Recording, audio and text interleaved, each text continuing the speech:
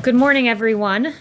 3 years ago today, 58 people lost their lives and hundreds more were wounded in the horrific Las Vegas Music Festival shooting. That was 3 years ago today. On behalf of the President and his administration, our hearts continue to break for the victims and their families. They are in our prayers today. Fulfilling his Article 2, Section 2 obligation and following well-established precedent, President Trump nominated an eminently qualified candidate for the Supreme Court, Judge Amy Coney Barrett. Judge Barrett is extremely well qualified. She graduated summa cum laude from Notre Dame Law School, where she received the Hoynes Prize for achieving the best record in scholarship, and she also is a Rhodes Scholar. As Notre Dame law professor Carter Sneed said, "There's just consensus. Amy Barrett is the best student, the smartest, and most talented person to ever come through the University of Notre Dame Law School." In addition to being a gifted student, Judge Barrett clerked for DC Circuit Judge Lawrence Silberman and the Lion of the Court, Justice Antonin Scalia. In 2017, Judge Barrett was confirmed in a bipartisan vote to serve on the Seventh Circuit Court of Appeals. In support of her 2017 nomination, colleagues described Judge Barrett as, quote, "a model of the fair, impartial, and sympathetic judge." Judge Barrett is not only a qualified jurist, but a woman of great character.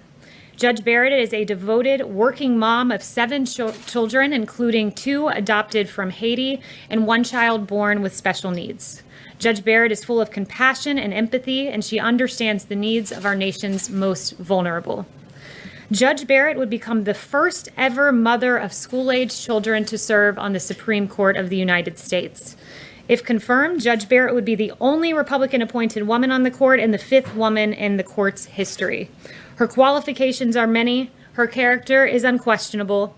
Her devotion to the Constitution and interpreting the law as written is steadfast.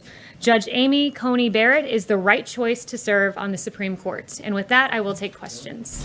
John. Kayleigh, if I could start off, I'd like to ask you for a definitive and declarative statement without ambiguity or deflection. As the person who speaks for the President, does the President denounce white supremacism and groups that espouse it in all their forms? This has been answered yesterday by the President himself, the day before by the President himself on the debate stage. The President was asked this. He said, sure, 3 times. Yesterday, he was point blank asked, do you denounce white supremacy? And he said, I've always denounced any form of that. I can go back and read for you in August 2019, in one voice, our nation must condemn racism, bigotry, and white supremacy. In August of 2017, racism is evil, and those who cause violence in its name are criminals and thugs, including the KKK, neo-Nazis, white supremacists, and other hate groups. I have an entire list of these quotes that I can go through with you. He has condemned white supremacy more than any president in modern history. Just to clear it up this morning, can you, naming it, make a declarative statement that you denounce, that the President denounces it? I just did. The President has denounced this repeatedly. The President was asked this. You're contriving a storyline and a narrative. I'm just asking you to put He this said, to rest. I just did. I read you all of the quotes, and if you need to see them in writing, I will put them in an email. Paula. So, Kayleigh, can you right now denounce white supremacy and the groups that espouse it? I just did. The President has denounced white supremacy, the KKK, and hate groups in all forms. He signed a resolution to that effect. The President just last week, perhaps you all weren't covering it, but just last week expressed his desire to see the KKK prosecuted as domestic terrorists.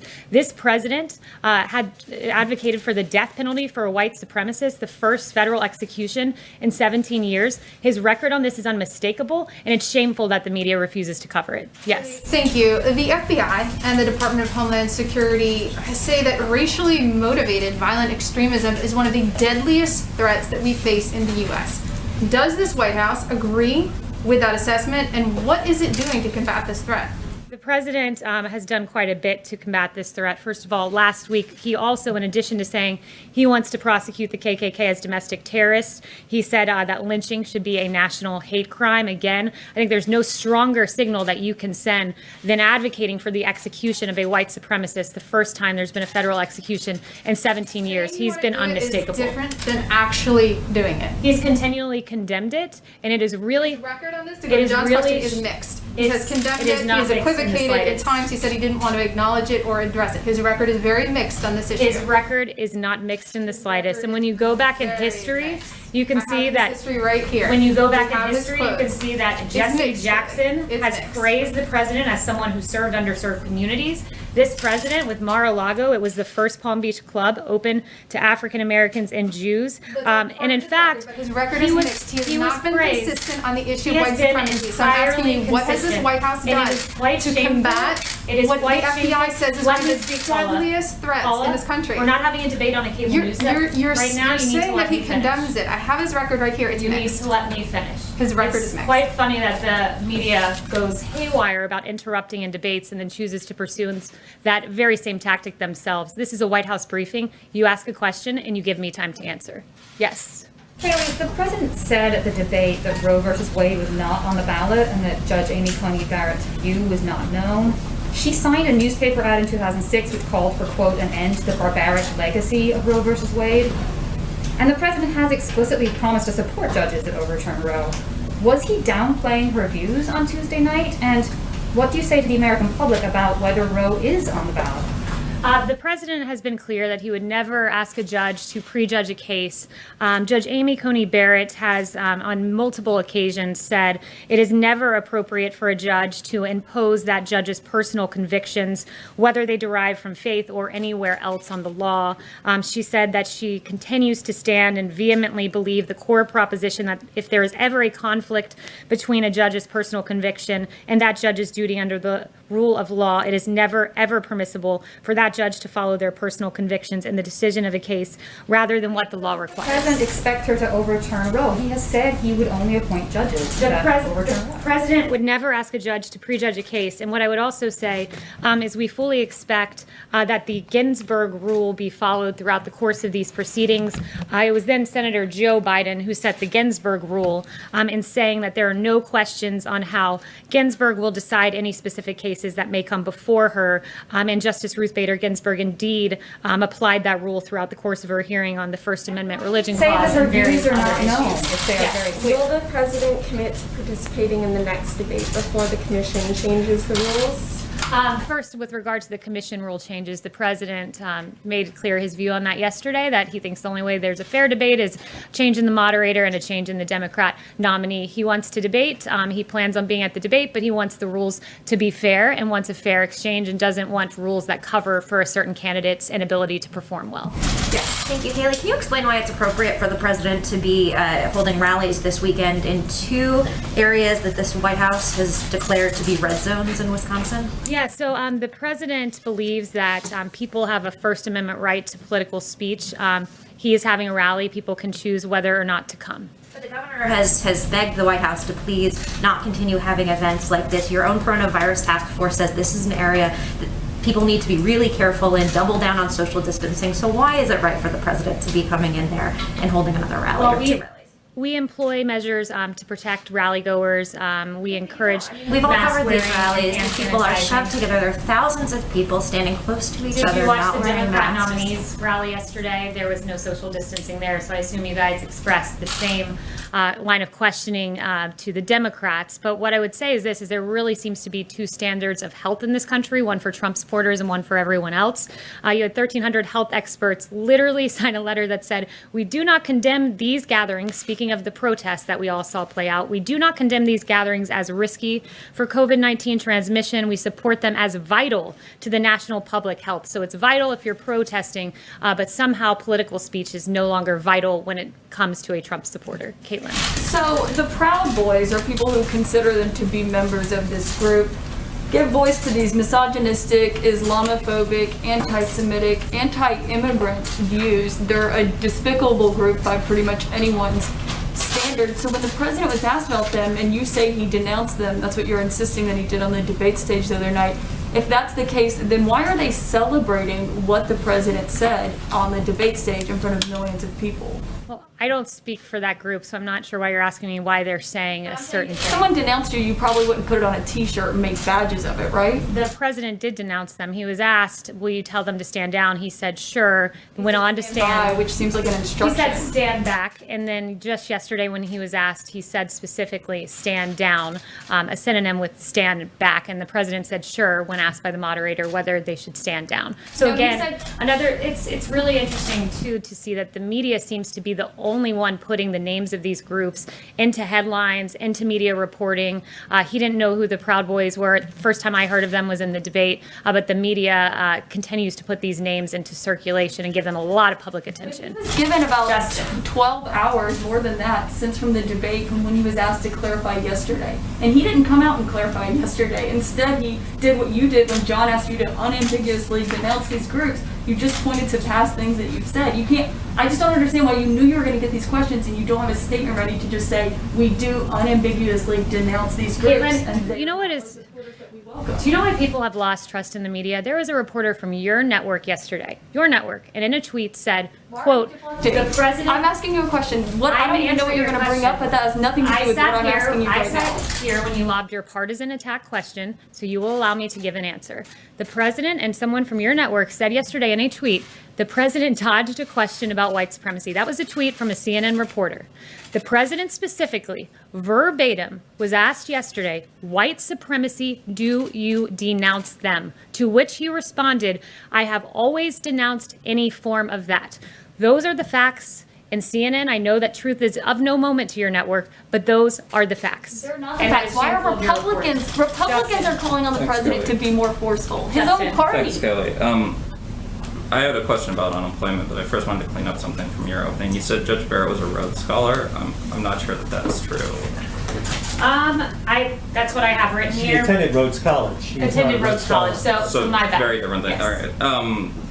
Anyway, within the last week, around 50,000 workers, Disney, United, American Airlines have all lost their jobs. There's negotiations going up on Capitol Hill, but there seems to be a division between Treasury Secretary Mnuchin, who has expressed some willingness and ability to work with Speaker Pelosi, and Chief of Staff Meadows, who is widely reported to be against sort of moving forward with this deal, was up on the Hill speaking with Senator McConnell yesterday, but not involved in the actual talks.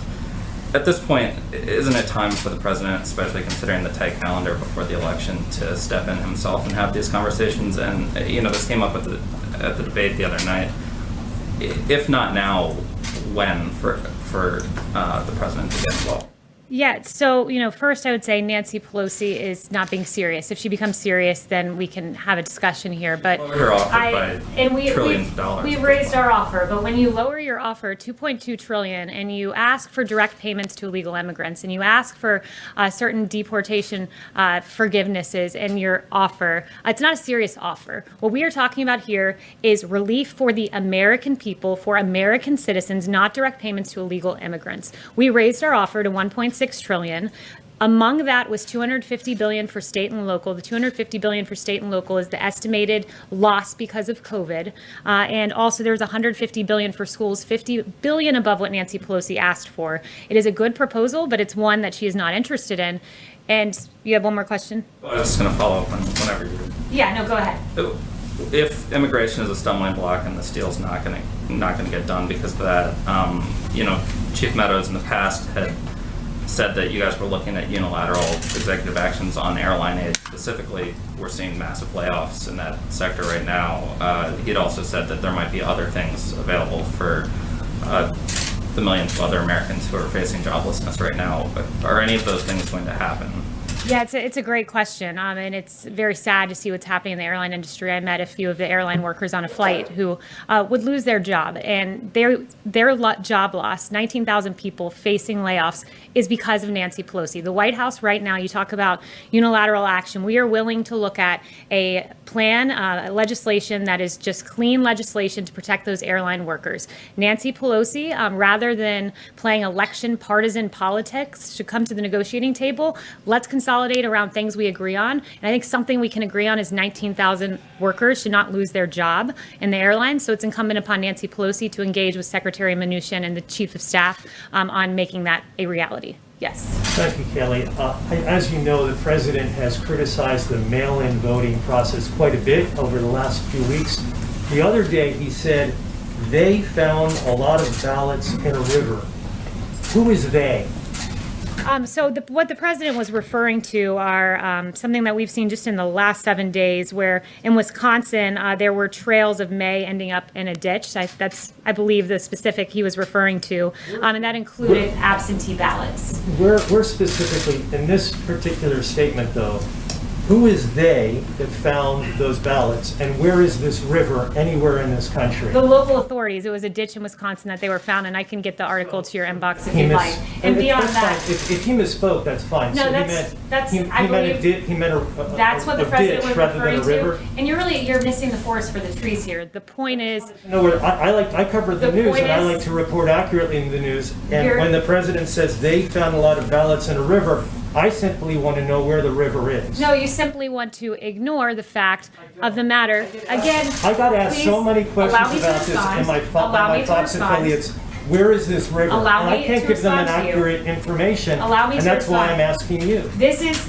This is what is happening here. You are ignoring the problem here, which is last week in Pennsylvania, you had ballots found in a ditch. That is a fact. In Wisconsin, 7 military ballots, all marked for Trump, were found cast aside. There are problems with mass mail-in voting. I actually don't understand the lack of journalistic curiosity and reporting on this. There used to be curiosity. In Where's fact, the the river? Washington Post, before President Trump highlighted the problems with mail-in voting, they said the result was an unexpected stress test of mail balloting systems when this was tried, many of which were designed to handle only a small portion of the vote and are not ready to scale up in response to the pandemic. So the media once said mail-in voting is not ready to scale up in the middle of a pandemic. Now there's no journalistic curiosity when we're finding river. Trump He's asking ballots you about it. cast aside. There's no journalistic curiosity when I'm asking you where the river is, and you can't give an were answer. sent out in If you Brooklyn. say the They were president meant a ditch, inaccurate ballots, and then then say you meant a 100,000 ditch. more. I just want to know where the river Shameful is. filibustering and lack of journalistic curiosity. I'm Yes. very curious. Where's the river? Yes. That's curiosity. Kayleigh, Senator Tim Scott said that the president misspoke at the debate on white supremacy. Did he misspeak? And has he spoken to When Senator the president Scott? denounced white supremacy and said, sure, no, he did not misspeak. Has he spoken to Senator Scott? Yes. Has he spoken to Senator Scott? Yes. Kayleigh, the 1.6 trillion that the administration has floated to Speaker Pelosi, is that the highest top line that the administration is going to go? And Speaker Pelosi also just said that she's expecting a counteroffer from the administration. Is the White House and Secretary Mnuchin preparing one right now? Yeah, right now we have the 1.6 trillion number, and I'll let you know if that number goes up. Thanks, Kayleigh. How does the White House interpret the Pope's refusal to meet with Secretary of State Pompeo? I have not spoken to the president about that, so I'd have to get back to you on that. Yes. Kayleigh, I wanted to ask you about the statement from the President, Vladimir Putin, and Emmanuel Macron about the conflict in Nagorno-Karabakh.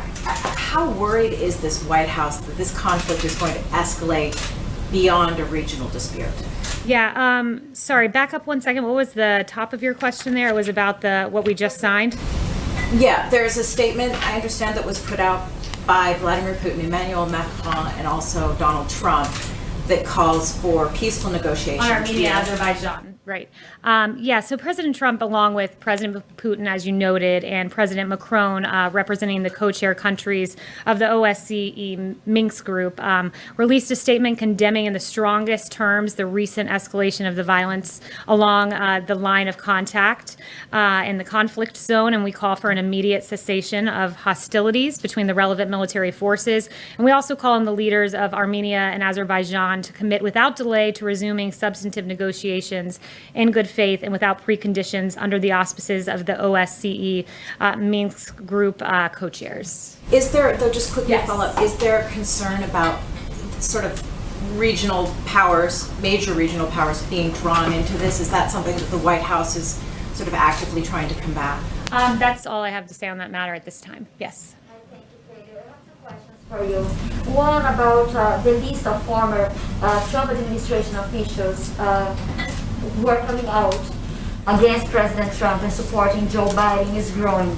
Is the president concerned about these dissidents and what they are talking about? No, we're not concerned. The people who have come out are people who don't have personal interactions with the president, and they're peddling things that are falsehoods to advance their careers. And I have a question about the Latino vote. What is President Trump's strategy to convince the Latino voters beyond the Cubans and Catholics to vote for him? What is the importance of the Latino vote for him?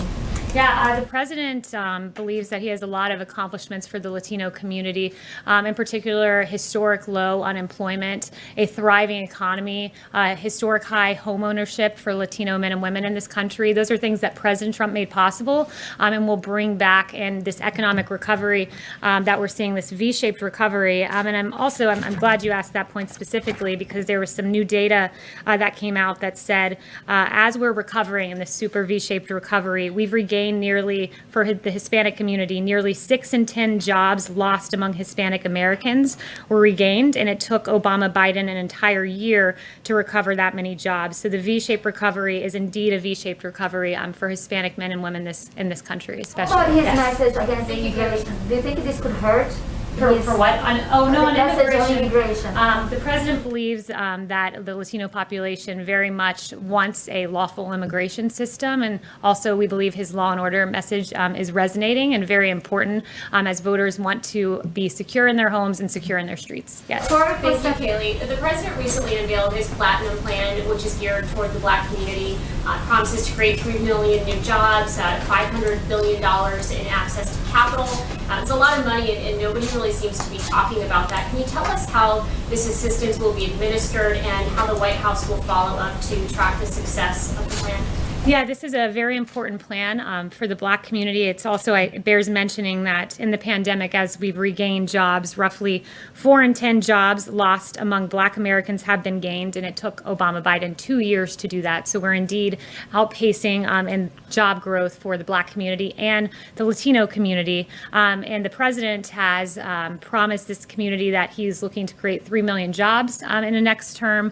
He wants to create 500,000 new Black-owned businesses, increase access to capital in Black communities, almost $500 billion. He's done that with opportunity zones, and it's estimated that about 1 million people will be lifted out of poverty and given opportunity because of this, among another number of items, I should say, in the plan, where he wants to prosecute the KKK as domestic terrorists and make lynching a federal crime. Again, all of that lost upon the media as they misreport, take out of context, ignore the verbatim words of this president when he denounced white supremacy yesterday, when he denounced it at the debate, when he's denounced it more than any other president in modern history.